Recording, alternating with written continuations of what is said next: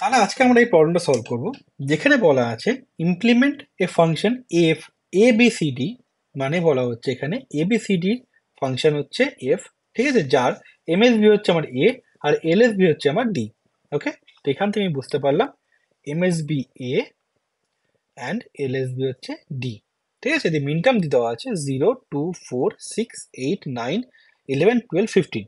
ঠিক আছে, দিয়ে বলা হয়েছে যে এটাকে আমাকে তৈরি করতে হবে 8x1 মাল্টিপ্লেক্সার দিয়ে, যেখানে বি সি ডি থাকবে আমার সিলেক্ট লাইনে। তাই তো, তার মানে আমার যে আউটপুটটা আসবে সেটা কি হবে, একটা মাল্টিপ্লেক্সার যার সিলেক্ট লাইনে থাকবে বি, সি আর ডি। ওকে, আর ইনপুটে কি থাকবে, ইনপুটে আমার এখানে 8টা ইনপুট থাকবে, I0, I1, I2, I3, I4, I5, I6, I7। ওকে, এই যে 8টা ইনপুট থাকবে I0 থেকে I7, এই ইনপুটের মধ্যে আমি কি বসবে তাহলে, বি সি ডি যদি ইউজ করে থাকি তাহলে কি বসাতে হবে আমাকে, এ টার্মসে আমাকে এখানে ইনপুটটা বসাতে হবে। সাপোজ ধর 0 এ বার এ সামথিং কিছু থাকবে। ঠিক আছে, দিয়ে আমার এখানে আউটপুট হবে ওয়াই। ওকে, এবার আমার দরকার হচ্ছে এই I0 থেকে I1 এর ভ্যালুটা বার করা ইন টার্মস অফ এ দিয়ে। ওকে, তাহলে আমরা অলরেডি জানি, দেখ বি সি ডি দিয়ে যদি আমরা ট্রুথ টেবিল তৈরি করি তাহলে কি হবে, এখানে 0 0 0-তে কে আসবে, এখানে আমার I0, 0 0 1-এ হবে I1, 0 1 0-তে হবে I2, সিমিলারলি 1 1 1-এ যাবে হচ্ছে আমার I7, বি, সি আর ডি। ওকে, কিন্তু আমাকে যখন ফাংশনটাকে ইমপ্লিমেন্ট করতে হবে তাহলে কি করতে হবে, আমাকে আগে আমাকে ট্রুথ টেবিল করতে হবে এটার জন্য। ঠিক আছে, তাহলে আমি এখানে এটাকে আমি কপি করে নিচ্ছি। আমি এখানে ট্রুথ টেবিলটা অলরেডি করে রেখেছি, মানে জাস্ট লিখে রেখেছি ট্রুথ টেবিলটাকে, যাতে আমার বসাতে সুবিধা হয়। ঠিক আছে, এখানে কি আছে, এখানে আমরা দেখতে পাচ্ছি 0-তে হবে আমার 1, তাই তো, তো আমি 0-তে করলাম হচ্ছে 1।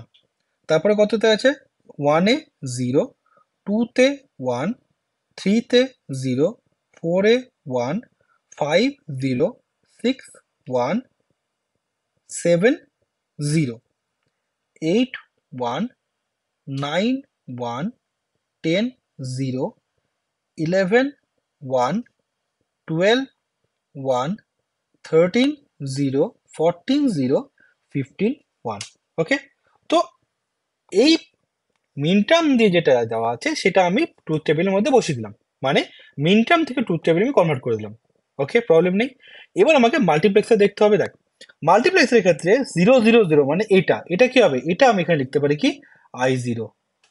ওকে, তারপরে দেখ কি আছে 0 0 1, তাহলে এটা কি লিখবো আমি, I1।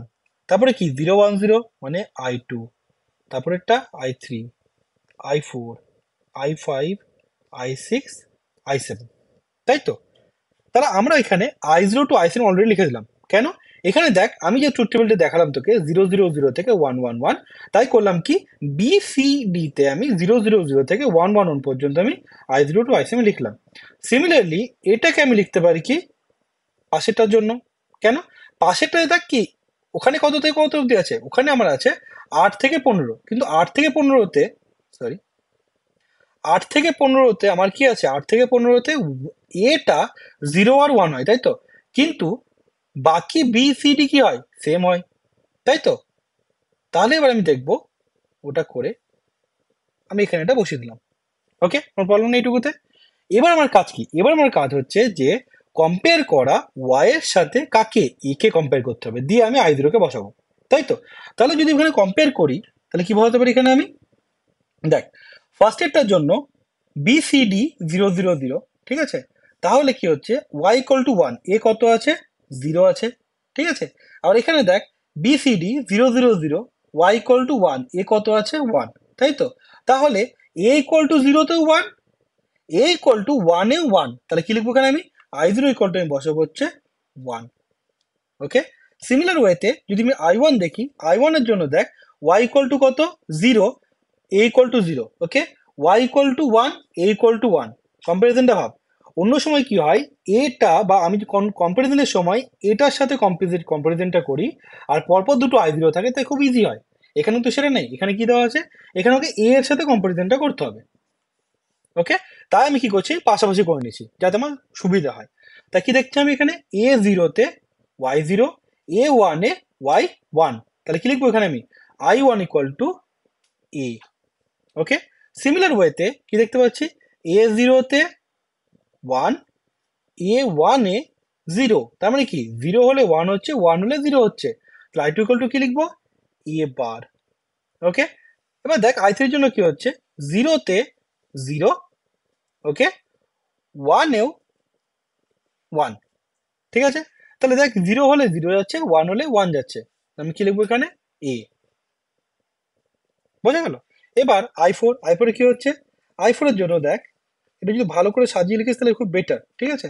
I4 এর জন্য কি হচ্ছে 0-তে 1, ওকে, আর এখানে কি হচ্ছে 1 এর জন্য 1, তাহলে যাই দিন এখন আউটপুট হচ্ছে 1, I5 equal to sorry I4 equal to 1।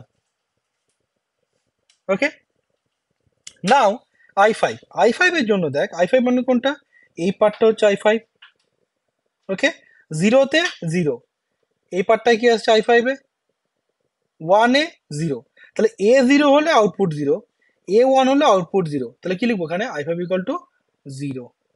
Okay, I6 দেখা যাক, I6-এ কি হচ্ছে এই 0 1 1 0, তাই তো, তাহলে BCD 1 1 0, 0-তে 1, এখানে কোনটা হচ্ছে এটা 1-এ 0, তাই তো, তাহলে 0 হলে 1 হচ্ছে, 1 হলে 0 হচ্ছে, তাহলে I ইকুয়াল টু কি লিখবো এ বার। ওকে, এবার আসছে I7 এর জন্য দেখ 0-তে 0, 1-এ 1, তাহলে কি I7 ইকুয়াল টু এ। বোঝা গেল তো? তাহলে এবার যখন ট্রুথ টেবিলটা লিখবো এখানে তুমি কি লিখবো just I0, I1, I2, I3, I4, I5, I6, I7, তাই তো। I0 কি আছে 1 এ এবার, তাহলে আমি এখানে লিখে দিচ্ছি উপরটা 1 এ এবার, তারপর কি আছে A10, A10, তারপর কি আছে এবার এবার এ। তো পরীক্ষায় যদি এরকম কোশ্চেন আসে তাহলে যদি দেখা যায় যে এমএসবি কে আমাকে বসাতে হবে এই এরিয়াতে, তাহলে কি করবো, তাহলে আমি ট্রুথ টেবিলটাকে এরকম করে দুভাগে ভাগ করে নেবো যাতে আমি সাইড বাই সাইড কম্পেয়ার করতে পারি। না তো প্রবলেম কি হবে, যদি আমি একটাতে লাইনে করি সমস্যা কি হবে, আমাকে উপর নিচে কম্পেয়ার করতে হবে। ওকে, তাহলে এরকম যদি কোশ্চেন আসে তাহলে আমরা ওটাকে এরকম করে ইজিলি সলভ করতে পারি। ঠিক আছে, ইন জেনারেল পরীক্ষাতে এরকম এতটা বড় না দিতেও পারে, দিতে পারে কি এ বি সি দিল, যেখানে সিলেক্ট লাইনে বিসি দিল, আমাকে এ দিয়ে করতে হলো, সেটা কিন্তু আবার কে ম্যাপ দিয়ে খুব ইজিলি চলে আসবে।